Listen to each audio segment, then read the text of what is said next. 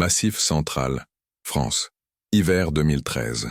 Au détour d'un chemin isolé, où les arbres semblaient plus hauts que le ciel, deux garçons descendirent d'une vieille camionnette, des sacs à dos sur le dos et des sacs de provisions à la main. C'étaient des frères, des jumeaux, presque identiques, 15 ans, minces, discrets. Le conducteur désigna un sentier givré et dit sans tourner la tête, « Ça tiendra pas 3 nuits ». Ils n'ont pas répondu, ils ont simplement continué à marcher. Alors que les autres jeunes du centre d'accueil attendaient des familles d'accueil temporaires, ils avaient fait un choix inattendu. Utiliser le reste de la pension de leur grand-mère pour acheter, pour 50 €, une vieille cabane abandonnée en bordure de forêt. Personne n'a compris. Dans ce coin du Massif Central, des hangars comme celui-ci se transformaient en pièges à glace en hiver. Mais les frères y ont perçu quelque chose. Quelque chose qu'ils ne pouvaient même pas expliquer les premiers jours, alors que leurs doigts étaient engourdis par le froid et que le silence leur paraissait une punition interminable. Ce qui se cachait sous le béton n'était pas seulement de la glace. C'était un secret oublié, et maintenant elle leur appartenait. La ville la plus proche s'appelait Rocheval, un village figé dans le temps, une station-service à l'enseigne rouillée, une église ouverte uniquement le dimanche. La même femme balayait le trottoir chaque jour, et tout visage inconnu était un mauvais présage. Quand Mathis et Léo sont arrivés, personne n'a rien demandé, mais tout le monde les fixait du regard, et personne n'a souri. La première fois qu'il se présenta en public, ce fut au marché. Mathis, né quelques minutes auparavant, entra les mains cachées dans les manches de son fin manteau et demanda s'il pouvait emprunter une pelle. Le propriétaire, un homme nommé Marcel, leva simplement les yeux et dit « Tu comptes creuser quoi, gamin, avec tout ce verglas ?» Dehors, Léo donnait des coups de pied dans la neige avec ses baskets trempées. Un homme avec un sac traversa la rue pour l'éviter. Il ne disait rien, mais chaque geste autour d'eux en disait long. Le hangar était à plus de 5 kilomètres, et le sentier pour y accéder ressemblait à un tunnel de racines gelées. En été, un tracteur aurait peut-être pu le gravir. En hiver, c'était comme se traîner dans un congélateur. Le premier jour, ils ont apporté 2 couvertures, des boîtes de conserve et une bouteille d'eau tiède. La porte était fermée à clé par une vieille chaîne. La clé se trouvait dans une enveloppe jaunie remise par une assistante sociale qui a simplement dit « Bonne chance ». Lorsqu'ils l'ouvrirent, la forêt sembla retenir son souffle. À l'intérieur, une odeur de fer et de moisissure, un sol fissuré, de petites fenêtres, mais c'était sec. Et c'est tout. Léo se blottit contre la paroi métallique et murmura « Ils avaient raison ». Mathis ne répondit pas. Il resta là, dos au sol, à le fixer du regard. Le lendemain, ils se rendirent à pied en ville. Le trajet leur prit plus de 2 heures. À chaque pas, la neige trempait leurs chaussures. À la quincaillerie, ils demandèrent des bâches, du bois de chauffage, tout ce qui pourrait les protéger du vent. Le vendeur ne rit même pas. Vous tiendrez pas sur cette montagne. Revenez en ville avant qu'elle vous avale. Ils ont acheté une bâche trouée pour quelques pièces. Cette nuit-là, le vent souffla en rafale. Le métal grinça. Mathis se réveilla en claquant des dents. Léo tremblait dans un coin, silencieux, fixant le plafond obscur. Le 3e jour, Mathis se rendit à la seule cabine téléphonique publique du village et tenta d'appeler les services sociaux. Il dit qu'il voulait du travail. N'importe quoi. Un homme qui écoutait à proximité se mit à rire. Du travail? Avec quel âge? Et sans adresse? Ce que vous avez, c'est un cercueil en métal. À la fin de la journée, tout le village était au courant. Les gamins du cercueil de la mine. Le 4e jour, le téléphone a sonné. Il était l'avocat de la commune. Il y avait une proposition. Il y a des gens intéressés par le terrain. 1 000 €. Ils paieront maintenant. Mathis écouta en silence. Léo ne dit rien. Mais il fixait le sol comme si le froid avait déjà eu raison de lui. Le lendemain, Mathis prit le reste de son argent et acheta des planches, de la corde et un petit marteau. Le vendeur ne lui apporta aucune aide. Il se contenta de le regarder attacher le tout sur son dos. En chemin, une femme s'arrêta et les regarda tous les deux. « Vous êtes trop jeune pour tout ça. » Mathis se contenta d'acquiescer. Et il poursuivit. Cette nuit-là, ils travaillèrent en silence. Léo tenait les planches. Mathis enfonçait les clous. Le bruit était la seule source de chaleur. « Pourquoi on ne vend pas et on part d'ici ?» Léo Perguintou. Mathis a mis un certain temps à répondre. « Parce que parfois, quand quelqu'un te laisse quelque chose, c'est pour voir si tu tiens. » 2 jours plus tard, une autre lettre. Offre revue à la hausse, 5 000 €. Il était possible de disparaître, de recommencer à zéro. Mais Mathis était déjà à genoux par terre, traçant une ligne qui semblait différente. Quelques heures plus tard, ils trouvèrent un couvercle. Et dessous, un espace obscur, une odeur de terre ancienne, et un coffre. À l'intérieur, de vieux billets de banque maintenus par des élastiques, des bocaux en verre, un carnet en cuir, une lettre. Si tu as trouvé ça, c'est que tu n'as pas abandonné.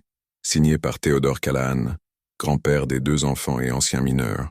Le carnet expliquait l'existence d'une source d'eau pure sous le terrain, une nappe phréatique cachée. Les droits d'eau étaient liés à l'acte de propriété. C'est pourquoi ils voulaient en l'acheter. Et maintenant, elle leur appartenait. Mathis referma le carnet, les mains tremblantes. Léo tremblait dans un coin, fixant le tronc comme s'il s'agissait d'un piège. Le froid persistait. Mais à présent, il y avait une raison de rester. Ils ont dépensé 100 €. Ils ont acheté une bâche thermique, des couvertures usagées et un petit réchaud. Sur le chemin du retour, Mathis a glissé. Il s'est coupé la main. Léo a accouru vers lui. Il n'a rien dit. Mais cette nuit-là, c'est lui qui a cloué les couvertures au mur. Le 8e jour, Léo tomba malade. Fièvre, toux sèche. La seule infirmerie de la région tarda à le prendre en charge. La première question fut « Vous avez un domicile ?» Mathis a répondu « On a un toit. » Ils sont revenus avec un antibiotique peu puissant et un avertissement. Des nuits comme ça tue. Les jours suivants, Mathis resta éveillé. Il s'occupait du poêle. Il réfléchissait en silence. Il traça des mesures sur le mur. Il esquissa un système pour recueillir l'eau. « Tu crois qu'on peut vivre ici ?» Léo Perguintou. « Je sais pas. » Elle répondit. « Mais ici, personne attend qu'on meure. » Quelques jours plus tard, ils ont testé le poêle. Le plafond pleurait de l'intérieur. Pour la première fois, le hangar ressemblait à un abri. Puis les hommes en cravate sont arrivés dans un 4x4 sombre. Ils ont offert 20 000. « Vous n'êtes pas en sécurité ici. On peut vous aider à recommencer. » Léo les regarda tous les deux. « Vous pensez que personne voit ce qu'il y a derrière les vitres teintées ?» Ils sont partis. Mais à présent, ils le savaient. Le secret avait été découvert. Le hangar tremblait à nouveau sous l'effet du vent. Mais à l'intérieur, 2 garçons enfoncèrent des clous, les mains encore tremblantes. Pendant plus d'1 heure, Mathis a marché, tâtonnant le long des marques sur le sol, évitant les branches, s'enfonçant jusqu'aux genoux dans la neige épaisse des forêts du Massif central. Lorsqu'il arriva à l'entrepôt, la porte était entr'ouverte. À l'intérieur, obscurité totale. Le poêle était éteint. Léo était allongé près du mur du fond. Il était secoué de tremblements incontrôlables. Sa bouche était bleutée. La tempête de neige avait obstrué la prise d'air. La ventilation était hors service. Du gaz a envahi la pièce. Léo s'était évanoui à cause du froid et des vertiges. Puis il a perdu connaissance. Mathis a agi par instinct. Il a traîné son frère dehors, directement sur la glace. Il se couvrit le visage de neige propre. Il a crié, il a hurlé, il s'est pressé la poitrine. Léo toussa, un son sec, petit, mais il était vivant. Ils ne sont pas retournés à la remise cette nuit-là. Ils se sont abrités sous une bâche tendue entre 2 arbres. Le froid était insupportable, mais bien réel, et au moins sans danger. Mathis a maintenu Léo éveillé en lui frottant les bras et en lui donnant alternativement de petites gorgées de la dernière eau tiède de la bouteille. Le lendemain matin, ils revinrent en silence. La confiance aveugle avait disparu. Chaque étape était un rappel. Mathis a passé la journée à rénover le système de ventilation. Il lut de vieux manuels laissés dans le coffre. Il a utilisé des morceaux de vieux tuyaux pour improviser une cheminée de sécurité. Léo n'a pas protesté. Il s'est contenté de regarder en silence. Plus tard dans la semaine, une nouvelle lettre est arrivée. Cette fois, l'offre s'élevait à 25 000 €. Accompagnée d'un avis, l'entreprise se joindrait à la préfecture en invoquant un risque sanitaire et structurel. Le terme utilisé, délabrement. Sur le papier, cela signifiait dégradation. Dans leur vocabulaire, cela signifiait obstacle. Mathis n'a pas répondu, mais il se rendit au bureau de Georges. Il montra le carnet de son grand-père, les plans, les cartes, la lettre. Georges écouta tout en silence. Finalement, il se leva de sa chaise et dit « Vous avez quelque chose ici ?» Et ils le savent. Il fit une pause. Mais maintenant, je le sais aussi. Le lendemain, Georges se présenta sur le chantier avec une vieille boîte à outils et un bloc-notes. Nous trouverons un moyen de renforcer cela avant qu'il n'essaie de vous le retirer. Il n'a rien demandé en retour. Ils ont commencé par les fondations. Georges leur a appris à préparer une nouvelle base avec du sable et du ciment, afin de mieux soutenir le poêle à bois qu'ils avaient récupéré dans un entrepôt. Mathis a installé la nouvelle cheminée en utilisant des tuyaux galvanisés. Léo a construit le lit avec des morceaux de palette récupérés. Ses mains tremblaient encore sous l'effort, mais pas de peur. Chaque soir était consacré au travail. Chaque matin ramassait du bois de chauffage. Chaque jour, un nouvel ajustement. La 3e semaine, 2 enveloppes sont arrivées. Un courrier de la mairie informait que le terrain avait fait l'objet d'une analyse en vue d'une expropriation pour cause d'utilité publique. L'autre, avec une nouvelle offre, 45 000 $. C'était assez d'argent pour louer un appartement et vivre confortablement pendant 1 an. Léo regarda le journal, sérieux. Il teste les limites de la peur. Mathis a répondu, ou combien ils estiment que notre paix ne vaut rien. Le lendemain matin, Georges amena un visiteur, Henri, un électricien à la retraite, silencieux. Son visage est marqué par 30 années passées à travailler comme poteau électrique. Il a passé près d'1 heure à observer la batterie de fortune que Léo avait fabriquée. Finalement, il a simplement dit « ça va brûler » et tout a recommencé. Peu à peu, d'autres commencèrent à apparaître. Un monsieur a proposé de vieilles gouttières. Une femme a fait don de casseroles et de poêles. Un couple d'agriculteurs a apporté des sacs d'aliments périmés, parfaits pour isoler les fenêtres. Personne ne parlait beaucoup, mais ils allaient arriver. Le dimanche, l'église distribuait de la soupe à tous ceux qui se présentaient. Mathis et Léo s'y sont mis. Non pas pour la nourriture, mais pour le silence respectueux. Plus personne ne se moquait d'eux. Certains ont même hoché la tête. À l'intérieur de l'entrepôt, tout a changé. Une pièce entourée de bois a été transformée en chambre à coucher. Une cloison improvisée a fait office de cuisine. Un fil tiré de la structure alimentait une ampoule jaune. Il faisait encore froid. Mais maintenant, il faisait chaud. 1 semaine plus tard, Mathis a reçu un appel. Il était l'avocat. Ils savent. Pour l'eau. Qui nous l'a dit? Ça n'a pas d'importance. Ils changeront de tactique. Lequel? Pression. Mardi, ils ont coupé le courant. Mercredi, la route a été fermée pour travaux d'entretien. Vendredi, un inspecteur s'est présenté et a demandé des documents qui n'étaient même pas requis sur place. Le lundi suivant, une nouvelle lettre, 70 000 €. Offre finale. Cette fois, c'est Léo qui a répondu. Pas avec des mots. Il a pris de la peinture noire et a écrit sur le mur de la remise « Non disponible à la vente ». Le lendemain, l'expression est apparue dans les stories d'un adolescent du coin. Légende. Les frères ont refusé 70 000. Courage ou folie? En moins d'1 semaine, de nouveaux messages sont apparus sur les murs. Certaines peintes par des enfants, d'autres par les voisins.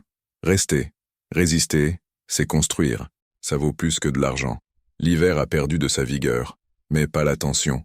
En avril, un problème a frappé la ville. Le puits principal a été fermé en raison d'une contamination au nitrate. L'eau a commencé à arriver par camion qui ne pouvait pas gérer le volume. Rocheval s'est mise en alerte. Les commerces ferment plus tôt. Les écoles sont fermées. Les hôpitaux rationnent les fournitures. Pour la première fois, l'entrepôt disposait de plus de ressources que le centre. Georges est arrivé tôt. J'ai apporté une enveloppe timbrée par le comté. C'était une demande officielle, signée par la société de collecte de fonds publics. Il souhaitait négocier un accès d'urgence à la nappe phréatique. Rien d'extraordinaire. Juste pour quelques semaines. Mathis lut le document en silence. Je n'ai pas dit oui, mais je n'ai pas dit non non plus. Cette nuit-là, quelqu'un a frappé à la porte de la remise. C'était la femme qui, des mois auparavant, avait traversé la rue pour éviter Léo. À présent, elle tenait la main de sa fille. Regardez en bas. Portez des vêtements légers pour le froid. C'est vrai que vous avez de l'eau propre ici? Léo acquiesça. Il a rempli un gallon. Il a tenu parole. La femme le remercia. La jeune fille sourit. Rien n'a été dit, mais tout était compris. Les jours suivants, l'entrepôt devint un lieu paisible à visiter. Personne n'a fait d'histoire. Certains ont laissé derrière eux de la nourriture, des vêtements, des outils. D'autres ont simplement exprimé leur gratitude. Mais plus personne ne se moquait d'eux. L'avocat a rappelé. La proposition était différente. Concession mutuelle.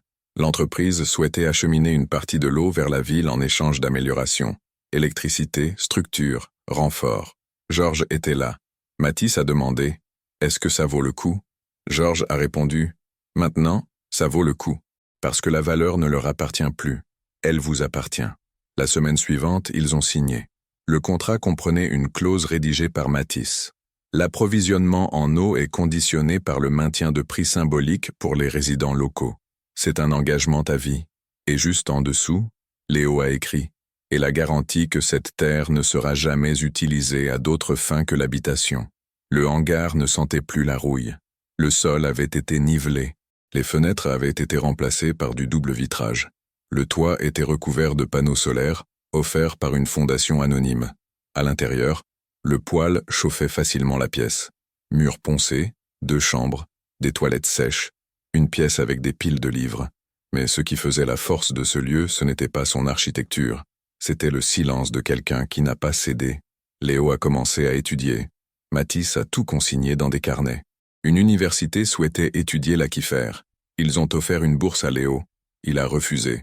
Il préférait rester là, aux côtés de son frère. Mon diplôme est accroché au plafond que j'ai installé. La ville, autrefois sceptique, les considérait désormais comme une partie invisible du collectif. Au retour de l'hiver, c'est le hangar qui distribuait l'eau. Quand une maison prenait feu, c'est là qu'il cherchait refuge. Et lorsqu'un journaliste a voulu faire un reportage intitulé « Les garçons qui ont vaincu le système », Matisse a répondu « Nous n'avons pas gagné, nous ne sommes tout simplement pas partis. L'entreprise a respecté le contrat. Ils n'ont jamais tenté d'acheter à nouveau. Il n'y avait aucune faiblesse. Il y avait une racine. Georges venait chaque semaine, pas en tant qu'entraîneur, en tant qu'ami. La ville ne s'est pas transformée en conte de fées, mais leur nom n'était plus chuchoté avec dédain. Cela a été dit avec respect ou en silence, et cela suffisait. À l'entrée du sentier, il y a un simple panneau en bois. Léo l'a gravé sur elle avec un fer chaud. Ce n'était pas à nous, mais on est resté. Ceux qui passent ne comprennent pas toujours, mais ceux qui ont dû résister en silence comprennent sans avoir besoin de le lire 2 fois. L'entrepôt est toujours là, vieille à l'extérieur, impossible à retirer de l'intérieur. Aucune caméra ne l'a filmé, aucun prix ne l'a récompensé, aucun journal n'a relaté l'histoire correctement, mais la ville le sait, et eux aussi, car ce qui fait vivre un lieu, ce n'est pas le plafond, c'est la décision de ne pas partir.